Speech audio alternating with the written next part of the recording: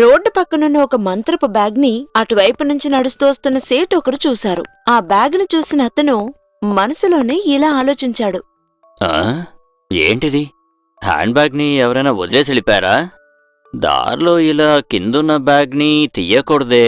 ఒకవేళ అందులో ఏదైనా ఇబ్బందికరమైన వస్తువులుంటే అప్పుడు మనకి సమస్యగా ఉంటుందే. ఇప్పుడేం చేద్దాం?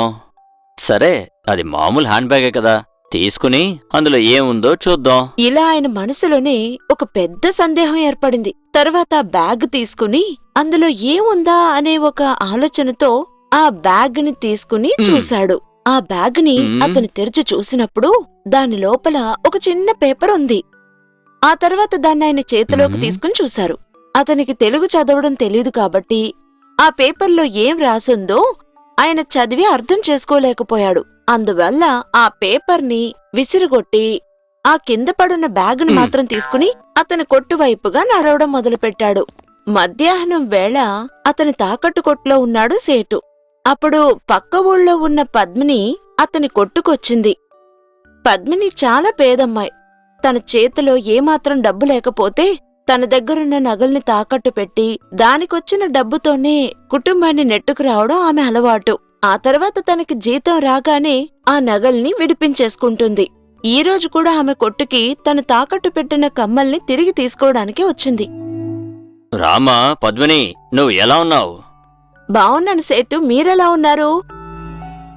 ఏదోలే, నీ పుణ్యంలో బతుకుతున్నాను. ఏంటి సేటు ఇంత పెద్ద మాట? మరి నీలాంటి నలుగురు నా కొట్టుకొచ్చి వస్తువుని తాకట్టు పెడితేనే కదా నేను కూడా 4 రాళ్లు వెనకేసుకునేది. ఏంటమ్మా, తాకట్టు పెట్టిన నగకి వడ్డీ కట్టడానికొచ్చావా, లేదా మళ్ళీ ఇప్పుడేదైనా నగలు తాకట్టు పెట్టడానికొచ్చావా? లేదు సేటు, నగల్ని విడిపిద్దామనే వచ్చాను. ఓ అలాగా. చూడు, నీ నగలకి నువ్వు గత 4 నెలల నుంచి అసలు వడ్డీ డబ్బులు కూడా కట్టలేదు. ఇప్పుడు అదంతా కలిపి 10,000 రూపాయలయింది. ఇప్పుడు అంత డబ్బులు తీసుకొచ్చావా? తీసుకొచ్చాను సేటు. ఒక చీటు వేశాను, అది ఈ నెలే తీసుకున్నాను. ఆ డబ్బు ఇప్పుడే నా చేతికి అందింది. అందుకే తాకట్టు పెట్టిన నగల్ని విడిపించుకెళ్దామని వచ్చాను. సరే, అయితే ఆ డబ్బులా ఇవ్వు.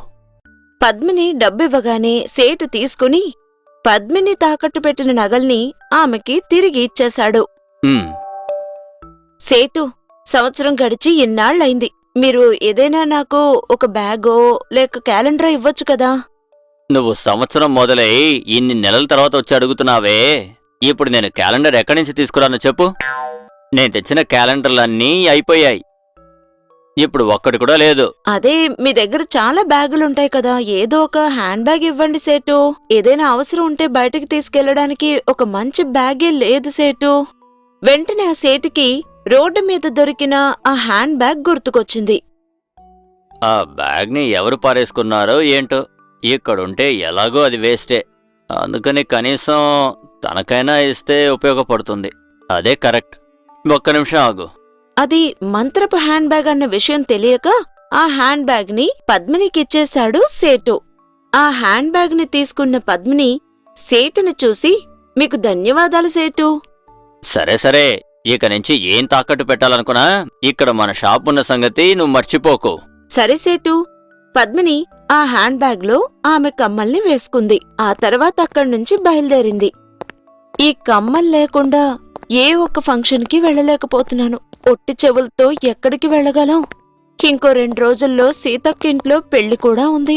ఆ పెళ్లికి ఖచ్చితంగా వెళ్లి తీరాలి. నేను కష్టాల్లో ఉన్నప్పుడు ఎంత సాయం చేశారు. ఆవిడ కూతురు పెళ్లికి నేను వెళ్లకుండా ఉంటే బావుంటుందా? కాని చెవులకేమీ వేసుకోకుండా ఎలా పెళ్లికి వెళ్లడం? కవరింగ్ లో ఏవైనా కొనుక్కుందామంటే అవి ధర ఎక్కువే. ఒకవేళ కొని వేసుకున్నా అందరూ కనిపెట్టేస్తున్నారు. అమ్మయ్యా, ఈ తాకట్టు పెట్టిన నగని విడిపించుకోగలిగాను. ఇలా ఆలోచిస్తూ ఇంటికి తిరిగి వెళ్తోంది పద్మిని. ఇంటికొచ్చిన పద్మిని ఆమె నగని పెట్టిన బ్యాగ్ని తెరిచి చూసింది. అందులో 2 జోడీల కమ్మలున్నాయి. వాటిని చూసి చాలా ఆశ్చర్యపోయింది. ఏమిటిది? ఈ హ్యాండ్ బ్యాగ్ లో 1 జోడీయే కదా పెట్టాం. ఇప్పుడు చూస్తే ఇందులో 2 జోడీలున్నాయేంటి? ఒకవేళ ఇది మంత్రపు హ్యాండ్ బ్యాగ్ అయ్యుంటుందా? దీన్ని మనం ఇంకోసారి పరిశీలిస్తే నిజమేమిటో తెలిసిపోతుంది. ఇలా మనసులోనే అనుకుని ఆ హ్యాండ్ బ్యాగులో 1 రూపాయి కాయిన్ వేసింది. ఏంటి ఆశ్చర్యం? ఆ బ్యాగులో పడిన ఒక రూపాయి కాయిన్ మరుక్షణమే 2 కాయిన్లుగా మారిపోయాయి. దాన్ని చూడగానే పద్మిని చాలా ఆశ్చర్యపోయింది. నిజంగానే ఇది మంత్రపు బ్యాగే అయ్యుంటుంది. ఈ బ్యాగులో ఏం వేసినా అవి 2 అయిపోతాయనుకుంటాను. డబ్బుల్లేకుండా ఇలా ఇబ్బంది పడుతున్న సమయంలో ఆ భగవంతుడే నాకు సాయపడ్డానికి ఈ బ్యాగుని నా దగ్గరికి చేర్చేలా చేశాడనుకుంటాను. ఈ బ్యాగుని ఉపయోగపడేలా జాగ్రత్తగా వాడాలి. ఈ బ్యాగు మనకు మాత్రమే కాకుండా మిగతా వాళ్ళకి ఉపయోగపడేలాగా చేయాలి. ఆ మంత్రపు బ్యాగు సాయంతో తనకి కావలసిన డబ్బు ఆ బ్యాగులో వేసి 2 చేసి ఉపయోగించుకుంది ఆ పద్మిని. తన చుట్టూ ఉన్న ఇబ్బంది పడే వాళ్లందరికీ ఆ బ్యాగు ద్వారా వస్తువుల్ని, డబ్బుల్ని 2 చేసుకుని సాయం చేస్తూ సంతోషపడింది పద్మిని.